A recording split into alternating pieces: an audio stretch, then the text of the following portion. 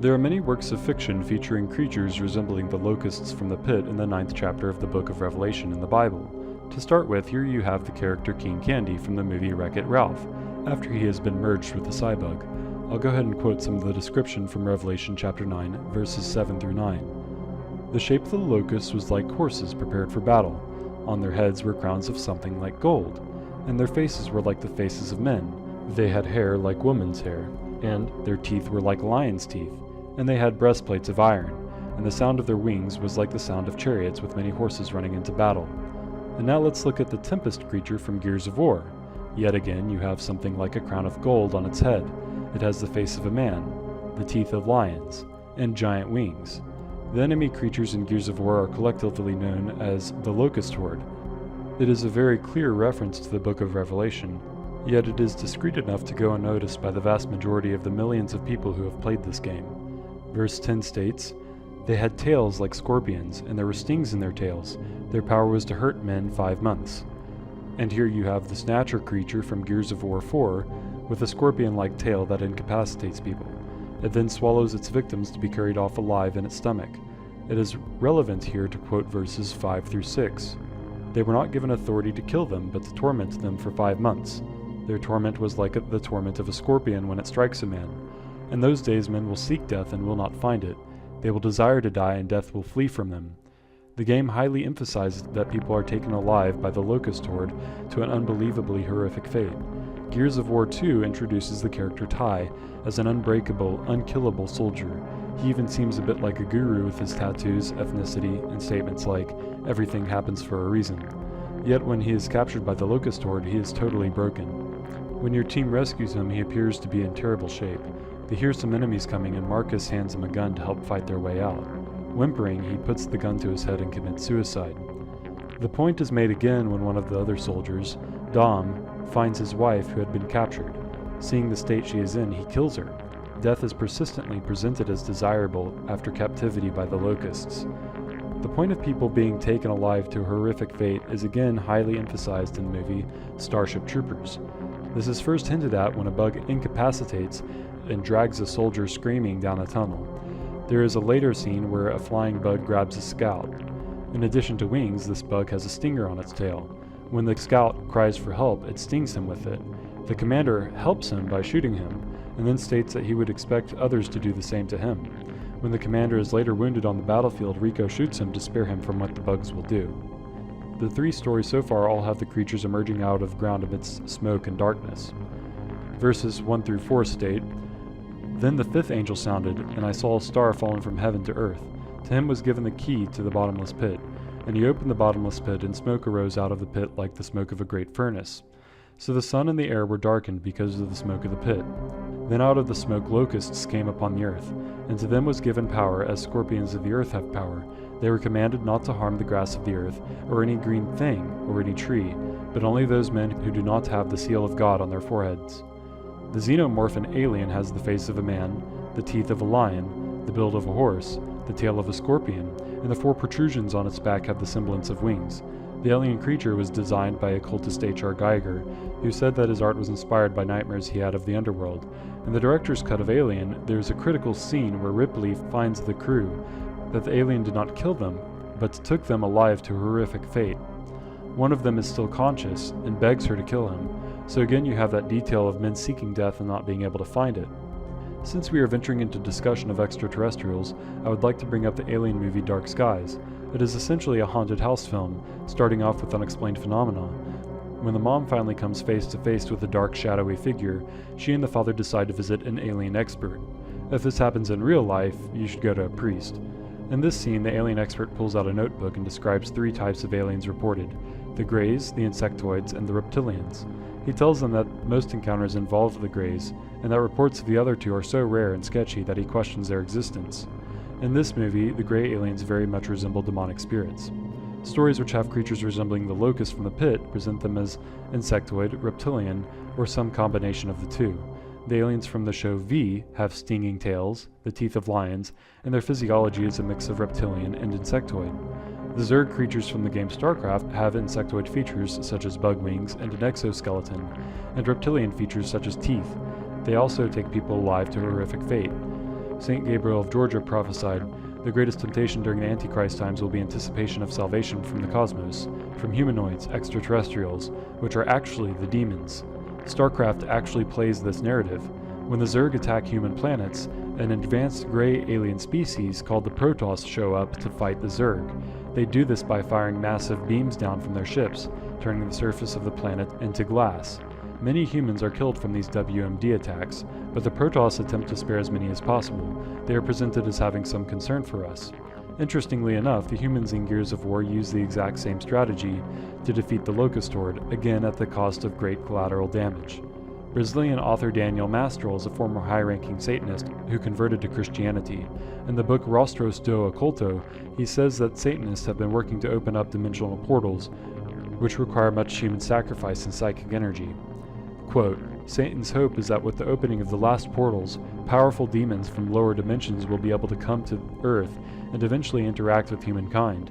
They will not present themselves as demons, but as benevolent aliens and evolved spirits of light. The Protoss buildings are summoned through portals, and these buildings open up portals for the Protoss gray aliens to enter the battlefield. Portals are at the heart of how the Protoss operate, the excuse being that they must be portaled down from a mothership to the planet's surface. The Zerg are presented as organic, evil creatures. The Protoss are presented as mystical. They are involved in spirituality, they do not have orifices, they communicate through telepathy, and when they are killed they dissipate like mist. They also are sometimes shown to be dark, shadowy entities, like the gray aliens in Dark Skies. In Halo, the elites are advanced gray aliens similar to the Protoss. They have hind legs and two prominent toes, like hooves, similar to the archetypical physiology of a demon. In Halo, the Flood is the primal, organic alien race that do horrible things to people. For example, when Captain Keyes is captured by the Flood and is being assimilated into them over a period of time, he painfully groans to you over the radio. They emerge from deep underground in the first Halo game. In Halo 3, a giant portal is opened up on planet Earth in the cinematic at the end of the mission The Storm. When the portal opens, Cortana's ghost cryptically narrates, "This is the way the world ends."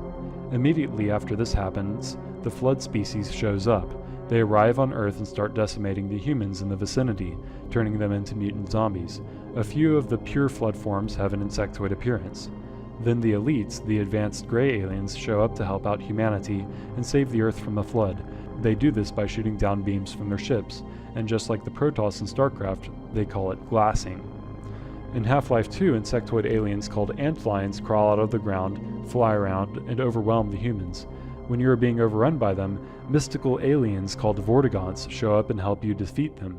They have bipedal hind legs with hooves, and they emerge out of portals in the first Half-Life. Sigourney Weaver, star of the movie Alien, narrates the short film Rocka. The plot is that reptilian aliens have decimated humanity and have taken the survivors to a fate, quote, "worse than hell." So yet again you have that locust from the pit archetype of people being taken alive. Small groups of human resistance exist awaiting their imminent extinction, quote, "until they arrived, like angels carried along the rays of the aurora borealis, like a biblical salvation." 2 Corinthians 14 states, "And no wonder, for Satan himself masquerades as an angel of light." In Men in Black, the alien antagonist is revealed to be an insectoid, a peculiar detail. It also has reptilian details, such as the teeth. The introduction scene has a ship crashing down, fitting the aesthetic of the angel coming down to unlock the bottomless pit. It then emerges out of the ground, and later out of smoke. He eats the protagonist's guns, and then eats Tommy Lee Jones's character alive, another peculiar detail. Jones's character survives to retrieve his gun, and shoots his way out of the bug's stomach, so you have that taking people alive detail again. It also has a scorpion tail in the design, which can be seen in the concept art. And of course, the protagonists work with friendly aliens throughout the movie to defeat it. It is worth noting that, like the show V, the alien creature passes as a human.